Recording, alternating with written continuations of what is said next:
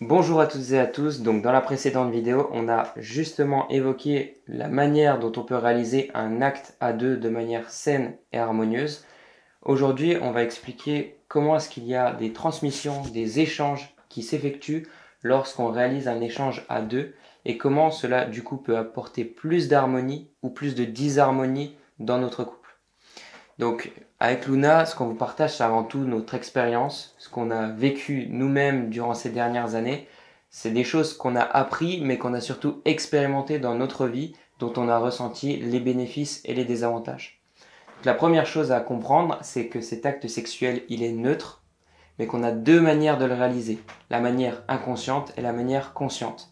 La manière inconsciente, c'est quand on va réaliser cet acte avec l'autre, simplement pour se satisfaire nous-mêmes, de manière égoïste. On ne pense qu'à soi, qu'à son plaisir, et souvent on le fait depuis une pulsion. On a envie de le faire, on a envie de se déverser, donc on va un petit peu comme utiliser l'autre pour satisfaire notre plaisir. Ça, c'est la manière inconsciente, où en réalité on est dicté par nos instincts, par le côté plus animal à l'intérieur de nous.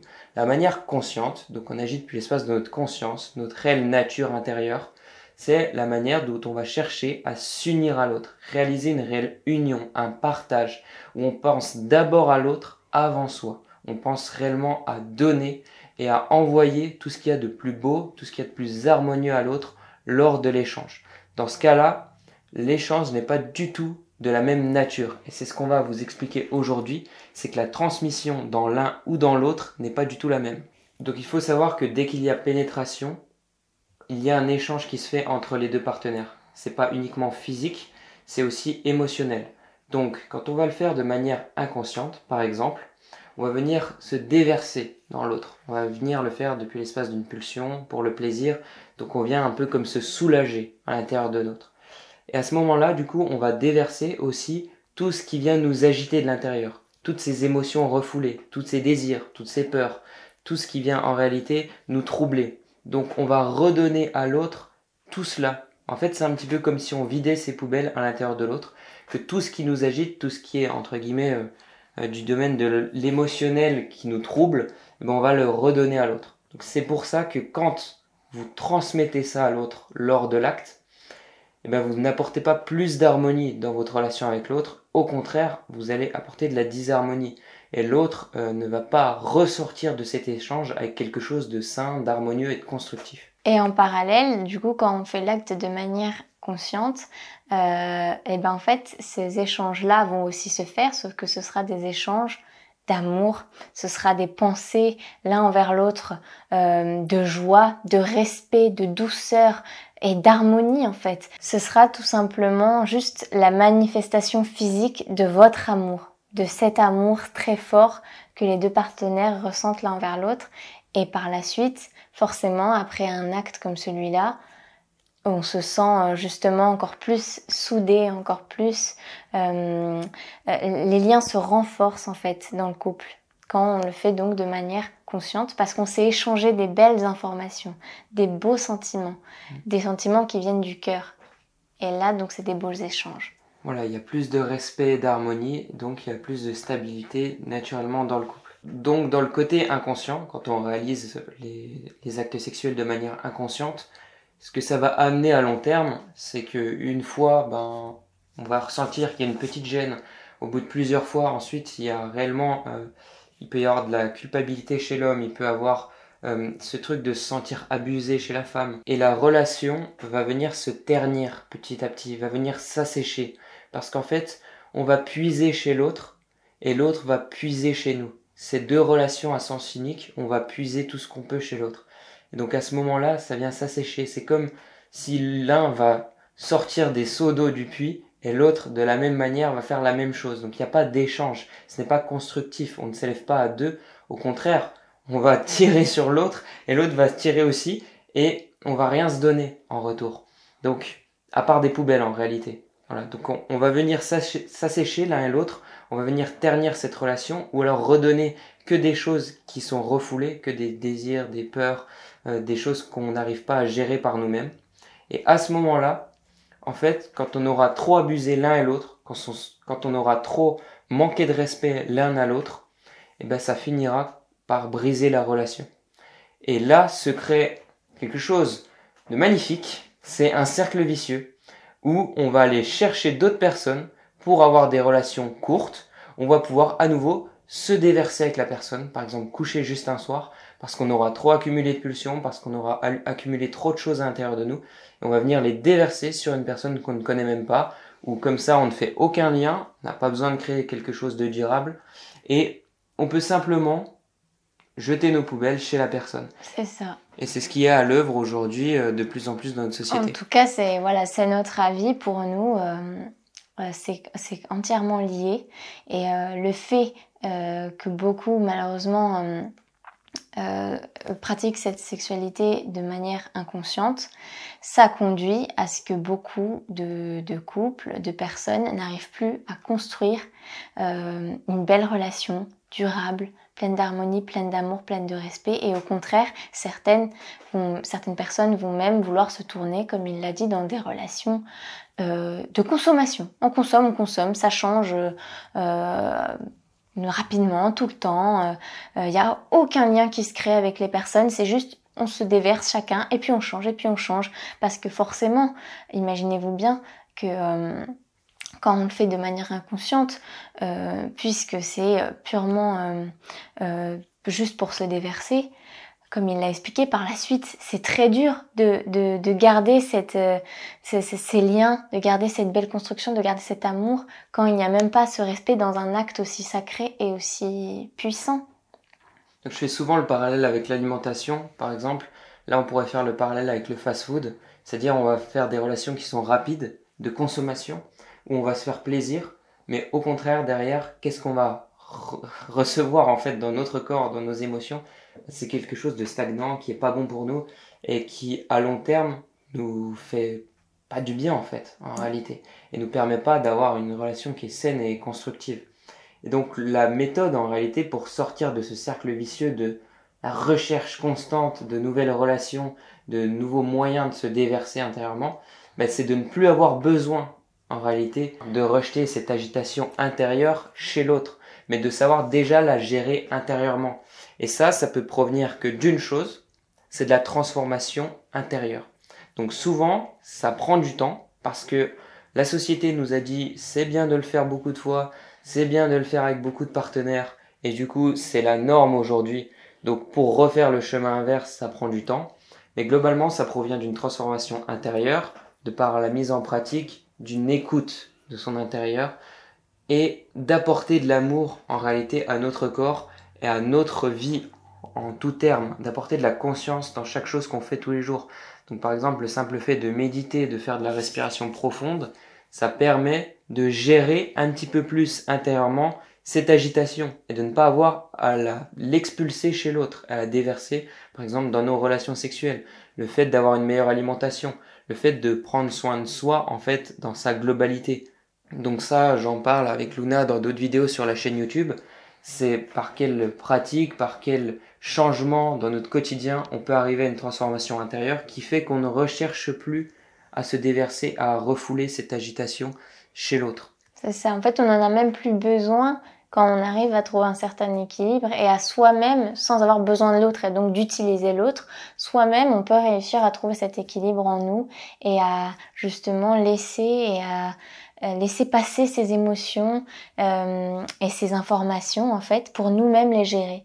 Et à ce compte-là, du coup, quand on fera l'acte avec la personne, vu qu'on n'aura plus ce besoin de se déverser sur l'autre parce qu'on aura déjà fait cet équilibre, on aura déjà laissé passer tout ça, on aura toute la place pour donner cet amour, pour vivre cet acte avec beaucoup plus de joie et beaucoup plus de connexion avec l'autre. Donc globalement, celui qui n'arrive pas à revenir à sa propre conscience a besoin d'exprimer constamment son inconscience.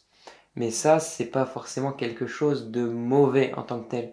C'est un processus d'apprentissage. C'est-à-dire que si vous le faites de manière déséquilibrée, disharmonieuse avec votre partenaire, que vous savez que vous avez des pulsions et que vous réalisez parfois vos échanges intimes avec votre partenaire uniquement de ce point de vue-là pour vous faire plaisir, c'est pas grave parce que aujourd'hui c'est ce qui est aussi la norme dans notre société, c'est ce qu'on vous a soufflé depuis votre plus jeune âge. Donc vous n'êtes pas responsable de tout ça. Moi je vous comprends, j'ai été plongé là-dedans aussi. J'ai fait ces comportements-là, j'ai été mal dans ma peau à cause de ces comportements-là. Il faut savoir que ce n'est pas quelque chose de mauvais en tant que tel d'en être à cet instant-là dans ce genre de comportement. Ce qui est mauvais, c'est de perpétuer dans ces comportements-là, de ne pas chercher à se changer intérieurement, de ne pas chercher à apprendre, à évoluer. Ça, c'est réellement votre perdition, c'est là où vous allez vous perdre. Par contre, si dès à présent, vous avez ces informations qui vous viennent, par exemple, vis-à-vis de cette vidéo, vous pouvez dès maintenant faire le choix conscient d'apporter plus de conscience dans vos échanges avec votre partenaire. C'est ça, d'essayer vraiment du mieux que vous pouvez, même si c'est pas simple, même si comme il a dit, il peut y avoir des rechutes entre guillemets, il peut y avoir ces comportements qui ressurviennent, mais c'est pas grave. Déjà, rien que de faire ces petits pas, d'essayer de regarder la personne dans les yeux, d'essayer de vraiment utiliser cet acte pour donner tout l'amour, rien que d'essayer de faire ça du mieux que vous pouvez, c'est déjà énorme et vous allez voir que par la suite, ça ne va faire que avancer, avancer et il y arrivera un moment où en fait, ce sera naturel. Voilà, exactement. Et voilà, c'est super important de ne pas se culpabiliser par rapport à ça. Vous n'êtes pas responsable de chaque chose aussi qui arrive voilà, dans votre vie, mais vous êtes responsable de la manière dont vous agissez aujourd'hui, au quotidien, et de la conscience que vous mettez dans chacun de vos actes. L'important, c'est réellement les efforts que vous faites chaque jour. À quel point est-ce que vous allez y mettre du cœur dans ces actions-là? Parce que ce que vous avez fait dans le passé, ça appartient au passé. L'important, c'est ce que vous faites aujourd'hui. À quel point vous faites des efforts pour changer, pour améliorer, entre guillemets, vos relations, pour évoluer.